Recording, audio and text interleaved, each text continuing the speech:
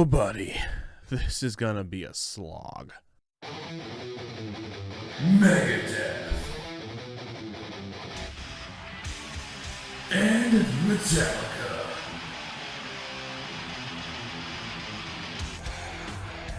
The one scrappy underdog and the Metal Mount Olympus. Two of the greatest metal bands of all time, and one idiot on the internet will pit these two juggernauts head to head, album to album, song to song, to find out who truly is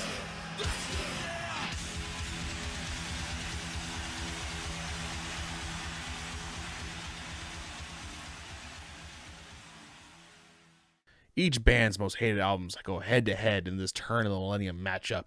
I won't take too much of your time.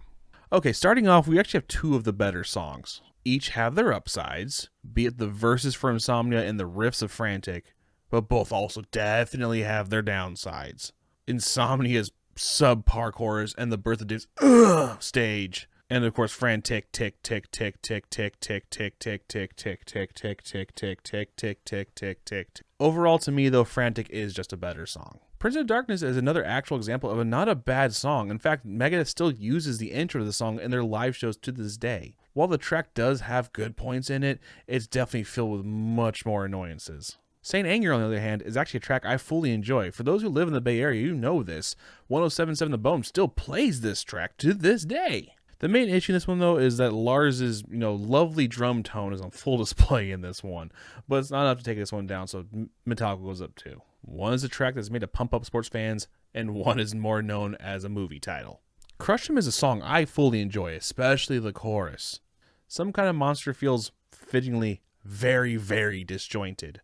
Breadline is just so damn soft, not in its subject matter, and just its sound overall. I know that it does have its followings, though, which was very evident in my song rankings. But while I don't dislike the song itself, I just don't really like it as a Megadeth track. It sounds more like Collective Soul, which would be awesome. Dirty Window, though, has terrible tones aplenty. Lars turned the trash can up to 11. The song really isn't that bad, but just the snare is just too damn distracting to enjoy it. That and the judge-jury part's kind of odd. This one is a toss-up. I'm going to give it to Breadline because at least it is listen-toable.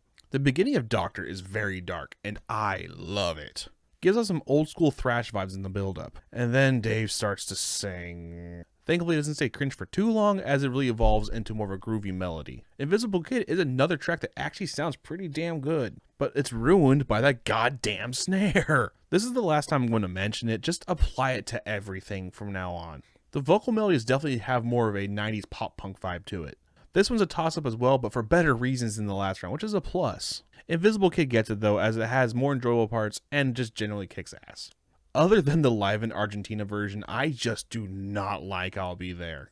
On the other hand, though, My World might be one of the worst produced tracks on this album.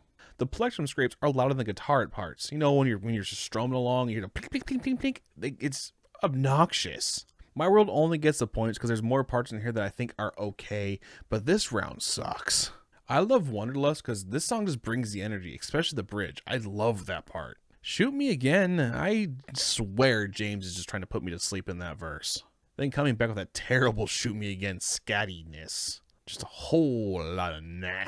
Yay, another good matchup.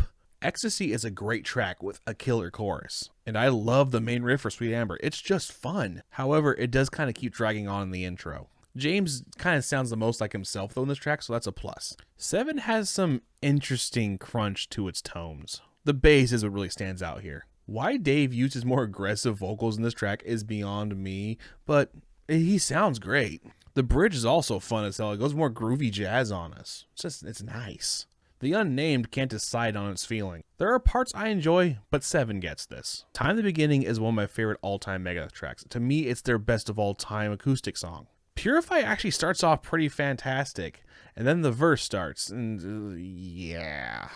So it comes down to the final songs. How fitting. In contrast to the beginning, the end has never really done it for me. It isn't bad, it just tries too hard to beat the clock. It does do a good job though of displaying the helplessness of trying to defeat time. The outro is great as well. The song just doesn't feel complete. Lucky for it, it's going up against this in full force. Jesus Christ. I know I said I wasn't going to mention it, but it's so obnoxious in this song. Lars forced my hand. This song has potential to be great, but it is all over the place to its detriment. I'd be interested if they'd actually come back and revisit this song and fix it, because as it stands, it managed to lose them this round. The battle was just within their hands, but in the end, it was lost to time.